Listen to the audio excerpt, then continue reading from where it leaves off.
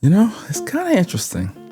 A lot of times when I think about coffee, and in this case, Ethiopian coffee, I don't think about espresso. It's not even really a thought for me to really think about drinking or enjoying or preparing a cup of coffee with the method of espresso. It's not my jam, and it's one of those things that it's something that I do from time to time, once or twice a month, and I just kind of come back to it. But I'm giving it its shot right now as it pertains to this Ethiopian coffee, because just a lot of things in general as it comes to coffee is that I think it's one of those things to where I'm not really enjoying Ethiopian coffee or African coffees. Something about it is just, I don't know what it is, but it's one of those things to where I'm like, wow, how can we get back to it? Then I think too is like, okay, is it the grinder? Is it me, or I'm changing, or am I putting all this big stock into what coffee can be or should be and all that good stuff? So this is just me just shooting the shit and seeing if this coffee's good. Let's talk about it. Since you are hopefully enjoying the video, if you like, subscribe. Hey, I hope all is well. This right here is an espresso shot. I'm putting a lot of faith in this espresso shot. Let me explain real quick. This right here is the coffee that we're going to be drinking for the week. This is an Ethiopian coffee. I roasted this one medium dark, and I'm putting a lot of trust in this coffee. The reason why is because coffee to me has been going downhill. I don't know if it's because of the processing or the demands that we're asking from the farmers, or if it's the weather or whatever it is. Coffee doesn't really taste the same as it did before. I'm wondering the reason why. And I went ahead and picked up another Ethiopian coffee, another African coffee about a month ago, and it tasted okay. But now here's the kicker.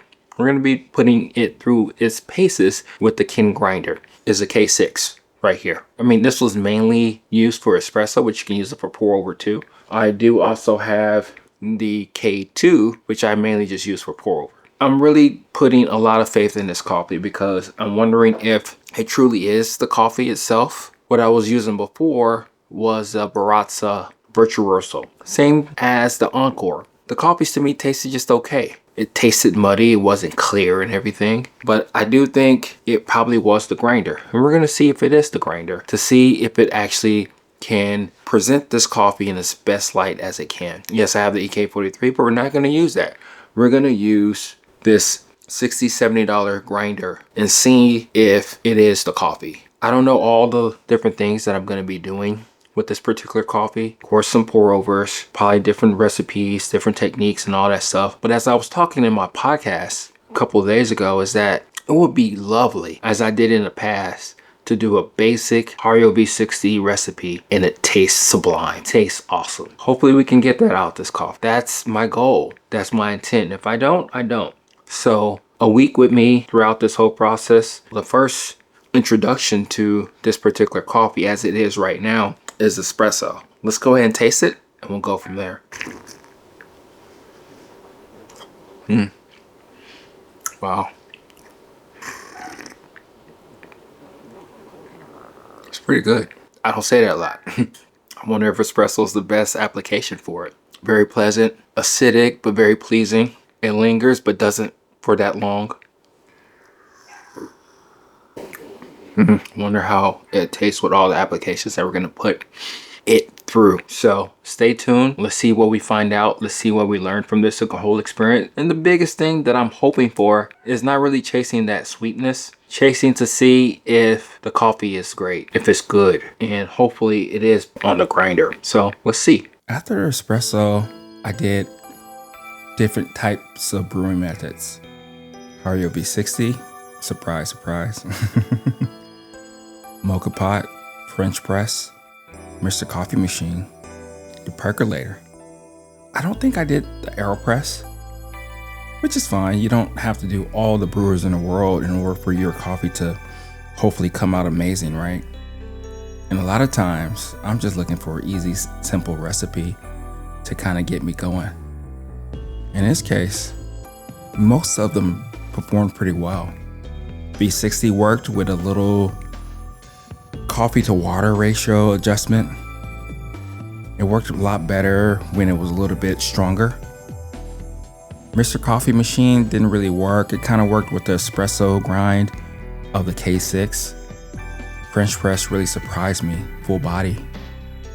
It's to be expected, but it's one of those things that it just really opened up even more what this coffee is, it can be.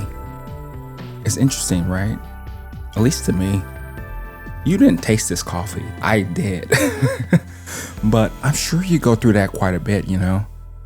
Kind of wondering about coffee, seeing if it's really good or not, and just taking or making judgment on a coffee for what it is. I don't know if that's that fair to the coffee, because it's one of those things where the coffee is just coffee. It doesn't care. You drink it, you don't. You put it in a garden. You do whatever you want. It doesn't matter. The coffee does not care. But it's more so like what we think about that particular coffee. In this case, it worked out pretty well. And the one that surprised me the most was the percolator. I was shocked. I was memorized, if that makes any sense. Sometimes I get kind of messed up with my words. But it had that floral or aromatic on this coffee. It had this velvety type of feel to the mouth.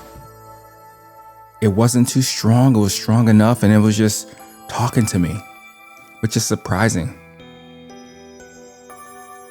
And now that I think about it, you know, after a week of drinking and enjoying and testing this coffee and seeing for what it is, and getting to the point to where I was going to make this judgment about this coffee or where coffee is going in general, it kind of let me know that this is just a journey. It's just something that we kind of do to pass the day. And I have to take that in consideration. I have to take that and be mindful that it's coffee. And the only thing that we can really hope is that it's tasty, it's delicious, whichever way we brew it. So I enjoyed this week. I'm surprised I did enjoy this week. And I hope that you give things a second shot when you think that it's not going to work. Because it may, or it may not. So